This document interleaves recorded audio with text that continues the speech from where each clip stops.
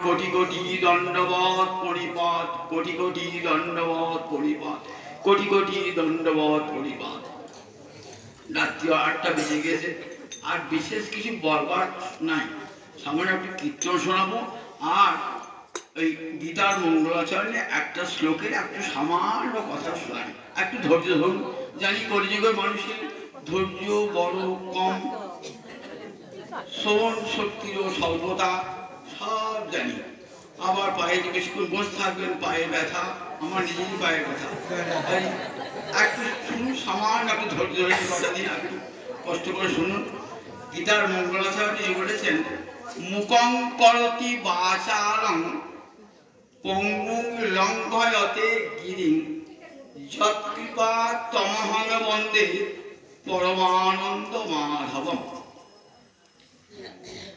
অহং তং পরমানন্দম বন্দে, পরমানন্দ মাধবম বন্দে। অন্যায় করে কি দাঁড়ায়? অহং আমি, তং তাহাকে, পরমানন্দ মাধবম পরমানন্দময় যে মাধব, আমি তাহাকে বন্দনা করি। কেন করি?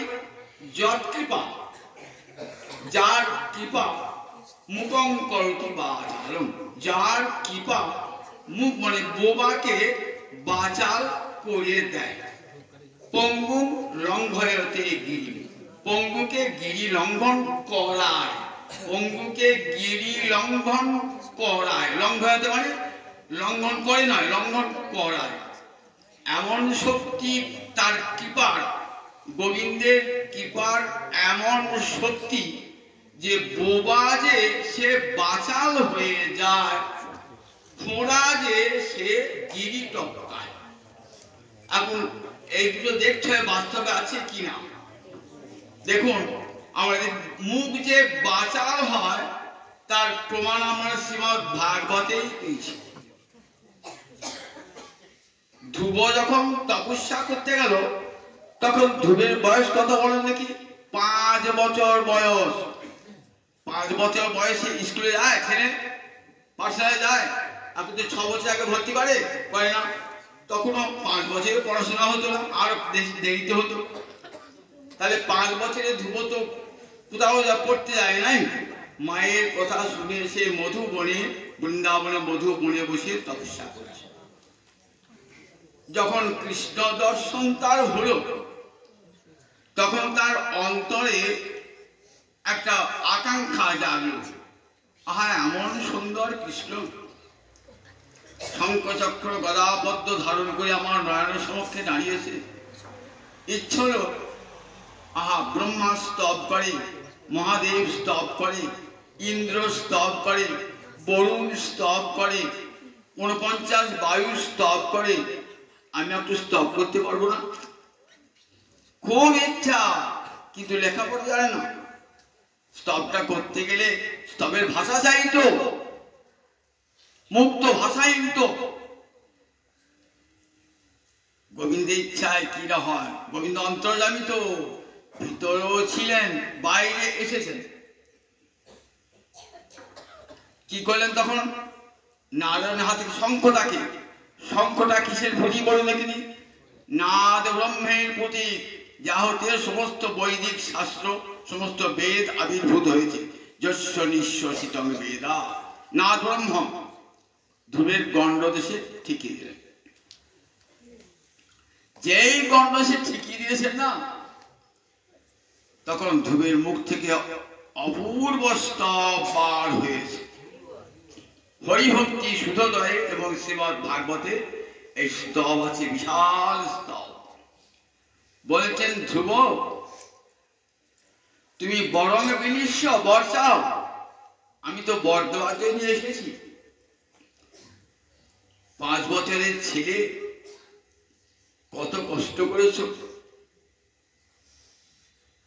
আমি তো ক্লেশ নাশন বলে আমাকে স্তব করেছ, তুমি আমাকে, আমি তোমাকে বর দিতেছি, বর নাও।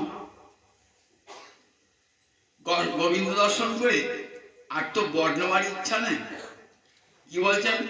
কৃতার্থস্মি বরং ন যা আছে, আমি কৃতকৃতার্থ হয়েছি প্রভু, আমি আর কোনো বর চাই না। বলি কোনো আরে চাই না তোমার চরণ সেবা ছাড়া, আমি আর কোনো আরে চাই না, আমায় চাইলেও যেন দিও না হে, ওই রাঙা চরণের সেবা ছাড়া চাইলেও যেন দিও না হে, ওই রাঙা চরণের সেবা ছাড়া আমায় চাইলেও যেন দিও না হে। কৃতার্থস্মি বরং যা আছে, আমি দেব মুনীন্দ্র গুচ্ছম, যা দেবতারা পায় না, মুনিশ্রেষ্ঠরা দেখতে পায় না, সেই আমার পরম সাধনার ধনকে তোমাকে দেখতে পেয়েছি। কাঁচমি বিচ্ছিন্নং দিব্য প্রজ্ঞং প্রাপ্তমিব, কাঁচের টুকরো খুঁজলাম, কাঁচ হারিয়েছে বলে পেয়ে গেলাম হীরের টুকরো। কি চেয়েছিলাম? আমার পিতা যে আসনে বসতে পারেন নাই, আমার পিতামহ যে আসনে বসতে পারেন নাই, আমার প্রপিতামহ ব্রহ্মা যে আসনে বসতে পারেন নাই, সেই সিংহাসন আমাকে দিও। আজ তোমার অপূর্ব রূপদর্শনে আমার সব ভুল কেটে গেছে প্রভু, আমি আর কিচ্ছু চাই না। কাঁচমি বিচ্ছিন্নং, কি প্রার্থনা করলেন? এই প্রার্থনা তোমার কাছে প্রভু, তোমার যারা ভক্তজন তোমার কথা বসে বসে কান পেতে শোনে, আমি যেন সেই ভক্ত সঙ্গ লাভ করতে পারি জন্ম জন্মে। আর কিছু চাই না, আর কিছু চাই না। মুখঙ্কর, দেখ মুখ বাচাল হয়ে গেল, মুখঙ্কর কি বাচাল। গৌরাঙ্গ অবতারে শিবানন্দ সেনের নাম শুনেছেন তো? শিবানন্দ সেনের কনিষ্ঠ পুত্র নাম ছিল পরমানন্দ সেন। মহাপুরুর আশীর্বাদে পুত্রটি হয়েছিল। তা প্রতি বৎসর যেতেন তো মহাপুরুষ শিবানন্দ সেন সব গৌড়ে ভক্তগণকে নিয়ে। 7 বছর বয়স হলো, ছেলেটা বোবা, কথা বলতে জানে না। শিবানন্দ ছেলেকে নিয়ে গেলেন, নিয়ে গিয়ে গৌরহরির চরণে ফেলে দিলেন। প্রভু, তোমার দেওয়া দান তোমার চরণে দিলাম। 7 বছর বয়স হয়েছে, কথা বলতে পারে না। মহাপুরু ছেলেটি মহাপুরুর চরণে পড়ে মহাপুর দক্ষিণ চরণের বৃদ্ধাঙ্গুষ্ঠ বুড়াঙ্গুলটা চুষছে। মাথা হাত বেঁধে মহাপুরু, বলো কৃষ্ণ, বলো কৃষ্ণ, বলো। পাশে বসে আছে স্বরূপ। স্বরূপ, আমি ঝাড়িখণ্ড যাওয়ার পথে বাঘকেও হরিনাম করিয়েছি, হাতিকে হরিনাম করিয়েছি, সিংহকে হরিনাম করিয়েছি, আর এই মনুষ্য পুত্রকে হরিনাম করাতে পারলাম না। বললেন প্রভু হরিনাম করছে, ওই নাম করছে, তা বলছে না কেন? কৃষ্ণ বলছে না কেন? বলে যে প্রভু, কানে যদি কেউ মন্ত্র দেয় গুরুদেব, শাস্ত্রে বলাতে সেই গুরু মন্ত্র কারু কাছে প্রকাশ করবে না, প্রকাশ করলে মন্ত্রের শক্তি ক্ষয়ে যায়। তো তো মন্ত্র পেয়ে গেছে, কৃষ্ণ তুমি বলেছ, কৃষ্ণ বলেছ, তো কৃষ্ণ মন্ত্র হয়ে গেছে। তো তার মন্ত্র কারো বলতে আছে? তবে কৃষ্ণের তো কৃষ্ণ নাম ছাড়া আরো নাম আছে, সেই নাম বলো। তখন দেখুন ওই 7 বছরের বোবা ছেলে, পাঠশালায় স্কুলে যায় না, কি বলে স্তব করছে দেখুন। ভগবান শ্রীহরি সবস কুবলয়ম অক্নুরঞ্জনম উরসো মহেন্দ্রমণি দাম বৃন্দাবন রমণীনাং অখিল মণ্ডলং হরির জয়তি জয় হো, জয় হো, জয় হো, শ্রীহরি জয় হো। কেমন শ্রীহরি? শ্রীহরি সমস্ত বৃন্দাবন রমণীগণের কর্ণভূষণ, সবস কুবলয়ম। আমার কাজ কি ভূষণে, কাজ কি ভূষণে। বলছেন দেখো, কৃষ্ণ নাম আমার কানের ভূষণ, আমার শ্রবণ ভূষণ, শ্রীহরি নাম বদন ভূষণ নাম। গোবিন্দের নাম আমার বদনে ভূষণ, গোবিন্দের নাম আমার কর্ণের ভূষণ। মেয়েরা কানটিকে অলঙ্কৃত করবার জন্য কি পরে? কানে কুণ্ডল পরে। তো গোপীরা কি করতেন? কুবলয়, কুবলে মানে নীলপদ্ম, নীলপদ্ম করে নীলপদ্মের কুড়ি দুলে মতো করতেন।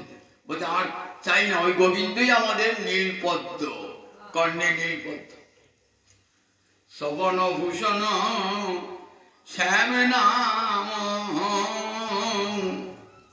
শ্রবণ ভূষণ আমাদের কৃষ্ণ নাম। কাজ কি ভূষণে, কাজ কি ভূষণে। সবস কুবলয়ম অক্ন রঞ্জনম। মেয়েরা চোখে কাজল করে কি জন্য? অক্ন মানে দুই চক্ষে, অঞ্জন মানে কাজল, কাজল করে কেন? চক্ষুটাকে সুন্দর করবার জন্য। বলছেন আমাদের চক্ষু সার্থক কখন হয়? কৃষ্ণ দর্শনে। আমাদের চক্ষু নয়ন ভূষণ শ্যাম দর্শন বদন ভূষণ নামে। আমাদের নয়ন ভূষণ শ্যাম দর্শন বদন ভূষণ নামে। সবস কুবলম অগ্ন রঞ্জন উড়স, উড় মানে বক্ষ, মহেন্দ্র মণিদাম মুক্তার হার রমণীদের বক্ষে তোলে, বক্ষের অলঙ্কার। বলে আমাদের বক্ষে অলঙ্কার, গোপীদের বক্ষের অলঙ্কার কে? না গোবিন্দ হল গোপীদের বক্ষের অলঙ্কার। সেই বৃন্দাবন রমণী বলে অখিল মন্ডনম অখিল ভূষণ, সেই গোবিন্দের জয় হোক, জয় হোক, সেই হরি জয় হোক, জয় হোক। আর পঙ্গু লঙ্ঘন দিলেন, পঙ্গু খোড়া গিরি লঙ্ঘন করে, করায় পঙ্গুকে গিরি লঙ্ঘন করায়। ভক্তমালে একটি ভক্তের বর্ণনা আছে, যার নামটা আমার এখন মনে পড়ছে না। দুটো পা জন্ম থেকেই জোড়া, দুটো পা জন্ম থেকেই জোড়া। একটা বড় হয়েছে, মায়ের কাছে শুনেছে জগন্নাথের কথা। উড়িষ্যার পুরীর থেকে অনেকটা প্রায় 200-300 মাইল দূরে বাড়ি। খুব ইচ্ছা, সবাই যায় জগন্নাথ দর্শন করতে, আমিও যাবো বড় জগন্নাথ দর্শন করতে। কি করে যাবি? তোর পা নাই তো, জগন্নাথ দর্শন করতে যাবি? খুব অন্তরে আকুলতা, সবাই যায়, আমি জগন্নাথ দর্শন করবো না? মনে মনে জগন্নাথকে খুব ভালোবাসে, জগন্নাথের বর্ণনা শুনেছে তো খুব ভালোবাসে।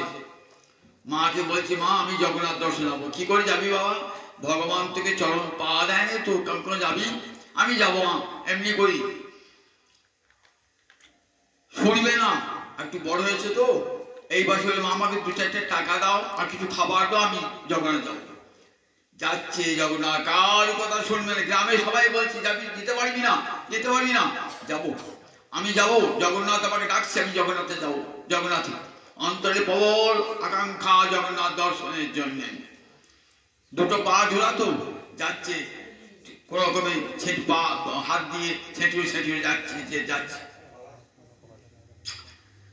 দিনের পর দিন চলেছে, তরকারি ট্রেন বাস তা কিছুই নাই, হেঁটে দিয়ে যেতে হবে। পা না হাঁটি করে যাচ্ছে, যেতে যেতে যেতে 1 দিন গেল, 2 দিন গেল। যেটুকু আমার আহার ছিল প্রায় শেষ হয়ে এলো। এমনি করে 8 দিন 10 দিন কেটে গেছে। অনেক লোকে মাঝে মাঝে অসুস্থ হয়ে পড়ছে। দুটো হাত পা রক্ত ভাতে ছিঁচে গেছে। তথাপি জগন্নাথ দর্শন করবো। হে জগন্নাথ আমাকে দেখা দাও, জগন্নাথ স্বামী নয়ন পথগামী ভব তুমি। জগন্নাথ স্বামী নয়ন পথগামী ভব তুমি। জগন্নাথকে দর্শন করলে অন্তরটা এত আকুলতা, সবাই অবাক হচ্ছে, কেউ হাসাহাসি করছে। দেখো দেখিনি, ওর মনের স্বাদ দেখো, বামন হয়ে চাঁদ ধরবার ইচ্ছা। জগন্নাথকে বসাতে পারবে না, জগন্নাথকে এখনো কত 2-4 সময় দিয়ে জগন্নাথ, সে কিন্তু ওই অবস্থাতেই রক্ত বার হচ্ছে, পেটে কোনাকায় শুয়ে পড়ছে, আবার যাচ্ছে। যেতে একবার জগন্নাথের কাছাকাছি অনেকটা দূরে একটা বনে এসে হাজির। অসুস্থ হয়ে পড়েছে, আর পারছে না, যাওয়ার ক্ষমতা নাই। নয়ন জলে ভাব ডাকছে, জগন্নাথ এত দূর এসে আমার প্রাণটা চলে যাবে, তোমাকে দেখতে পাবো না প্রভু, দেখা দেবে নাকি প্রভু, দেখা দেবে না প্রভু, একবার দেখা দাও, তোমার অপূর্ব রূপখানা একবার দর্শন করি। সেই ভুজে সভ্যে বেনু শিরোষে কি বুচ্ছং কোটি তটে নুকুলং নেত্রান্তে সহচর কটাক্ষং চ বিদধতে সদা শ্রীমদে বৃন্দাবন বসতি লীলা পরিচয় জগন্নাথ স্বামী নয়ন পথগামী ভবতুয়ে। একবার এসো প্রভু, একবার দেখি তোমার অপূর্ব রূপটা দেখি। নয়ন জল ভাটি আত্মা কেটেছে, দেখছেন রাত শেষ আসছে, সেই বনের মাঝে জগন্নাথ এসে দাঁড়িয়েছেন, এসে জগন্নাথ দাঁড়িয়েছেন, বলরাম জগন্নাথ সুভদ্রা আছে বনের মধ্যে। ভক্ত যখন সাধনার চরম সীমায় পৌঁছে বলে, প্রভু আর তোমাকে আমি দেখতে পাইলাম না প্রভু, আমার সাধনার ক্ষমতা নাই তোমাকে দেখায় প্রভু, তোমার চরণে প্রণাম করে প্রভু দেখা দিলে না প্রভু, দেখা দিলে না প্রভু, দেখা দিলে না প্রভু। আর ভগবান থাকতে পারে? ভগবানের আসন টলে ওঠে। শাস্ত্রে কি বলেছে? সাধনায় যখন সাধকের চরম উৎকণ্ঠা, তখনই ভগবানের করুণা নেমে আসে। সাধকের উৎকণ্ঠা আর ভগবানের করুণার মিলন হয় মাঝ পথে ভক্ত ভগবানের। জগন্নাথ এসে হারিয়ে দর্শন করলেন। আজও সেই উড়িষ্যার পাশে মন আছে যেখানে বলরাম জগন্নাথ সুভদ্রার মন্দির দর্শন করে কৃতকৃতার্থ হয়েছেন। তো কৃতকৃতার্থ হয়ে দেখা তো দিলে প্রভু, আমি তোমার মন্দির করে যেতে পারলাম না, কেউ তো বিশ্বাস করবে না আমি জগন্নাথ দর্শন করতে গেছিলাম, করবে না। এই দেখ মাথায় হাত বুলিয়ে দিলেন জগন্নাথ, কোথায় কোথায় দুপা সমান, সাধারণ মানুষ স্বাভাবিক মানুষের মতন দুটি চরণ হয়ে গেল, যেমন কাল মানুষ শক্তি দান করলেন, অপূর্ব শক্তি দান করলেন, অপূর্ব রূপ দান করে ভগবানের কৃপার পরশে। লোকে ভাবছে গেল জোড়া পা নিয়ে, এলো কেমন সুন্দর মানুষের চরণ নিয়ে এলো, বাড়ি এলো, বলেন কোথায় যাবো? জগন্নাথ দর্শন হয়েছে আমার, চলো। গ্রামের লোকেরা এসেছেন, সে পাশে এখানে সব লোকেরা দেখছেন জগন্নাথ, পুরীর জগন্নাথ এসে হাজির হয়েছেন পুরী থেকে অনেক দূরে এক গ্রামেতে, ওই ঘোড়াকে দেখা দর্শন করাবার দেখা দেওয়ার জন্য এসেছেন। আজও সেখানে সেই জগন্নাথের মূর্তি আছে। তাই বঙ্গমূলাঙ্ঘয়তে গিরিম যৎ কৃপা তমাম মন্দির পরমানন্দ মাধবম, যার কৃপা বোবাকে বাঁচাল করে, ঘোড়াকে বিজি টপকায়, সেই সেই গোবিন্দ পরমানন্দ মাধবকে আমি বন্দনা করি। তারই কথা আজ শুনছেন।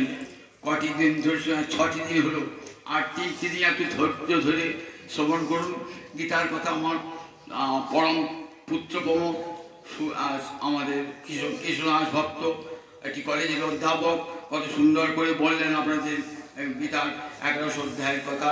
1100 অধ্যায়ের কথা খুব বিরাট বিস্তৃত, তো সব বলাও যাবে না। আর আজকে দিনে আমি আগামী দিনে আমি গীতা আলোচনা করবো, আজকে তো সময় হবে না।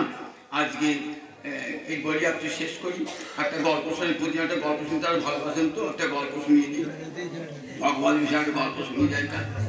তা ধরুন সংসার তো সবারই আছে, সংসারে তো পাওনা কিছুই নাই, সংসারে কেবল দাও, পাওনা কিছুই না, সংসারে পাওনা কিছু থাকে না। বাপ মারা ছেলে মানুষ করে, ছেলে যেই বড় হয় তখন কি হয়, বউ আসে ঘরে, তখন আর অন্যরকম ছেলেদের মুক্তি হয়ে যায়।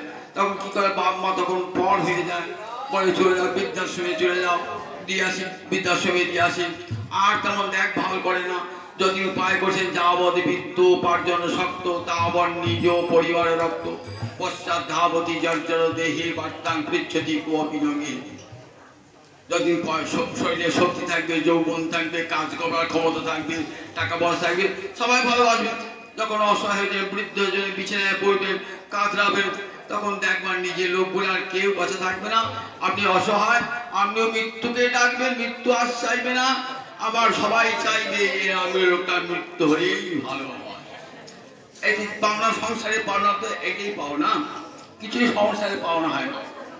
তা দেখুন সেই পাওনা নিয়ে একটা গল্প বলি, শোনায় যে এই যে একটা ধৈর্য ধরে শুনবেন, তো রাত হয়ে গেছে করছেন, তো যে সংসারে যাবেন সেখানে কিছু পাওনা, এখানে কিছু পাওনা আছে, কিন্তু ওখানে কিছুই পাওনা নাই। একটা গল্প শোনাই। একটা লোক চোর, সে টাকা চুরি করতে পারে। একদিন কিছু চুরি করতে একটা ঘোড়া সালে ঢুকেছে, ঢুকে একটা লোকের ঘোড়া চুরি করেছে। ঘোড়াটা চুরি করে ভাবছে যে এই ঘোড়াটা আমি 100 টাকায় দিয়েছি, টাকা তো পেলাম না, 100 টাকায়। এইবার গ্রামে নিয়ে এসছে, বলে ঘোড়াটা কিনে আনলাম, কত দেবেন? তা আমি 100 টাকা চাবো। 100 টাকা দেবেন? 60 টাকা দেবেন না, 70 টাকা, 80 টাকা। 100 টাকার এক কম পয়সা তো আমি দেবো, 100 টাকা দিয়ে ঘোড়াটা কিনতে হবে। যেখানে যান 100 টাকা, 100 টাকা, বলে বাবা বলো। একদিন একটা চালাক লোক, সে বলছে ঠিক আছে আমি 100 টাকা দিয়ে তোমার ঘোড়াটা কিনবো বটে, কিন্তু আমি আবার দেখে নেবো ঘোড়াটা। বেশ দেখে নেবো, দেখে নাও ঘোড়াটা। আমি দেখে যাও, ঘোড়া চেপে দেখে আসি, এইরকম আমার চটিজোড়া থাকলেও আমি তোকে আসবো, আমি ঘোড়া থেকে চল। কি ভাবছি চটিজোড়া যখন আছে দিতে আসবে, লোকটা তো বোকা, ডাকাতি করে বুদ্ধি বুদ্ধিহীন। চটি যখন রেখে দিতে আসবে, চটি তো ছিল একটা চটি দিয়ে রেখে দিতে। এইবার ঘোড়াটা নিয়ে এসে ছুটছে, ছুটে ছুটতেছে তো পগার পা। সকাল হলো, সকালে ঘোড়া নিয়ে গেছে, 8টা হলো, 9টা হলো, 10টা হলো, 11টা, 12টা, 1টা, 2টো, 3টে, সন্ধে গড়িয়ে এলো, সূর্য ডুবে গেল, সন্ধে এলো, লোকটা তো এখন এলো না। এবার তো বাড়ি যেতে হবে, কি করবে? তা আসবে না। এবার ছেঁড়া চটি জুতো হাতে করে যাচ্ছে। গ্রামের লোকের বলছে ক টাকায় বিয়ে দেবো ঘোড়াটা? তারপরে যে টাকায় কিনেছিলাম সেই টাকায় বিয়ে দেবো। আমি চুরি করেছি, আমার ঘোড়াটা চুরি করে নিয়ে গেছে। এই ছেঁড়া চটি আমার লাভ, ছেঁড়া চটিটা আমার সংসারে থেকে এই ছেঁড়া চটি সবারই। যেমন করে এসেছিলেন তেমনি করেই চলে যাবেন, তেমনি করি আমার যেমন করে এসেছিলেন চলে যাবেন। লাল শুধু ছেঁড়া ছিল, সংসারে লাঞ্ছনা গঞ্জনা ওই ছেঁড়া চটি আমাদের জয় নিতাই। এবার একটু কীর্তন আনন্দ অনুভব করি।